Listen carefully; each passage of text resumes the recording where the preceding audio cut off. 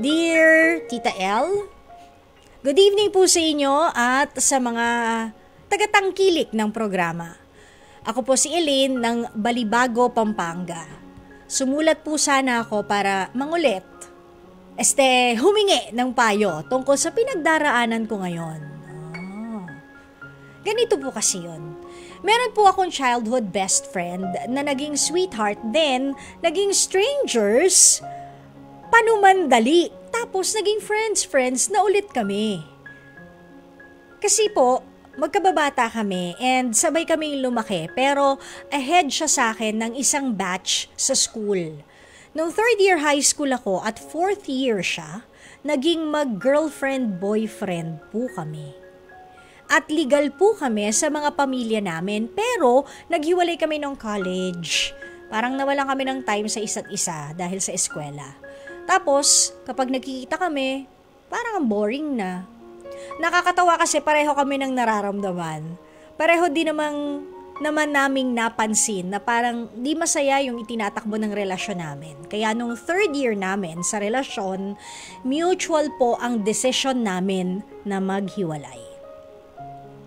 Wala naman po sama ng loob. In fact, nag-uusap po kami. Basta pag may kailangan kami sa isa't isa, nakakapag-usap naman kami.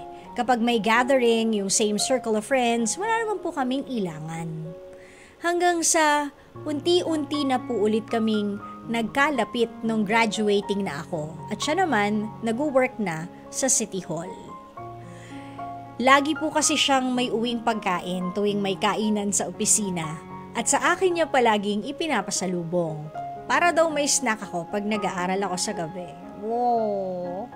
After ko pong makagraduate, nakapag-work po ako agad, kasabay ng freelance gig ko sa mga event. Nung tingin ko, stable naman ang career ko, binala ko po sanang kausapin yung best friend na ex na friend ko na ulit. Kasi gusto kong magtapat na nagbalik yung feelings ko para sa kanya.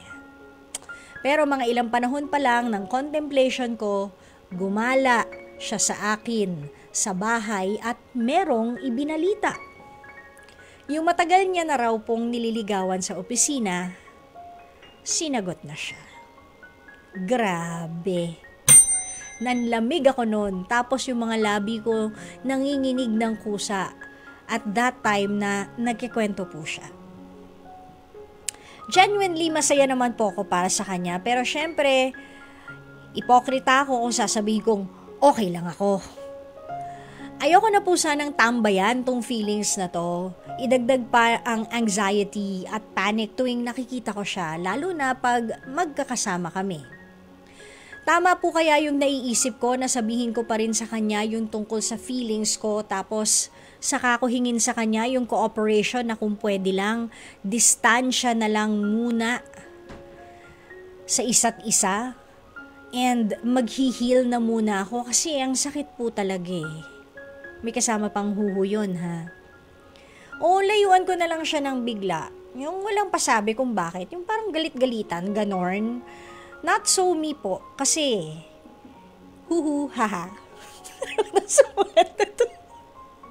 Maraming salamat po, Tita El. More power po sa programa nyo at marami pa sana kayong mapayuhan na katulad ko.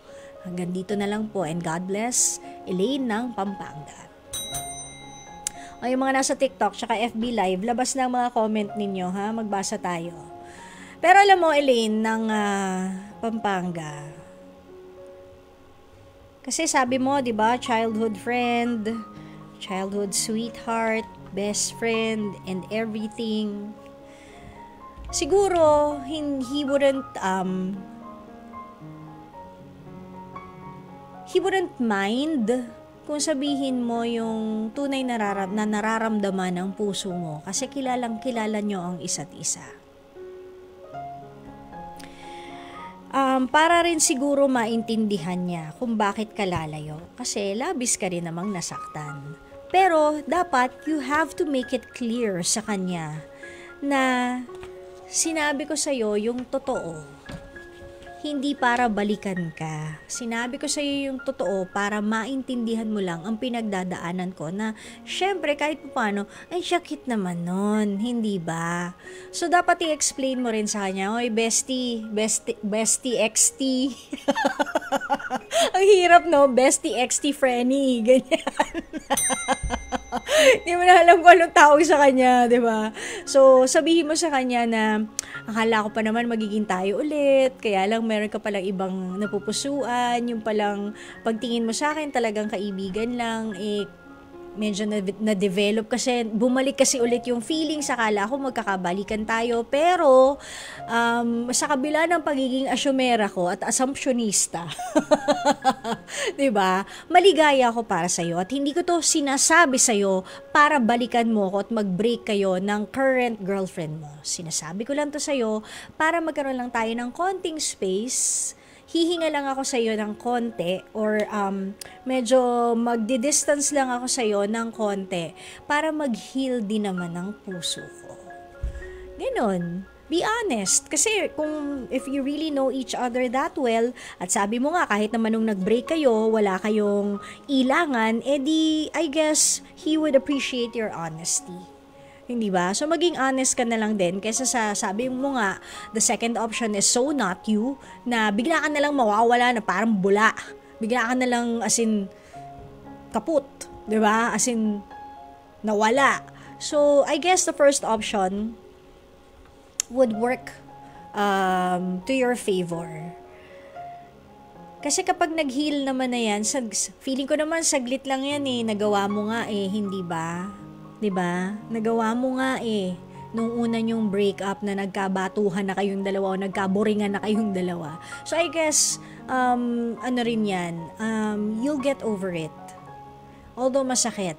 And take time. Hindi naman ibig sabihin after 2 weeks okay na, hindi ba? Just take time na mag-heal yung yung nagdurugo mong puso. 'Di ba, Elaine?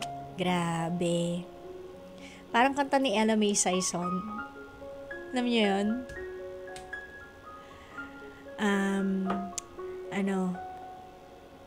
Yung kanta ni Ella May Saison na I was afraid this time would come. I wasn't prepared to feel this kind of hurting from within. I have learned to live my life beside you. Maybe I'll just dream of you tonight. And if in my dreams you come and touch me once again, I'll just keep on dreaming till my heartaches end. Ouch.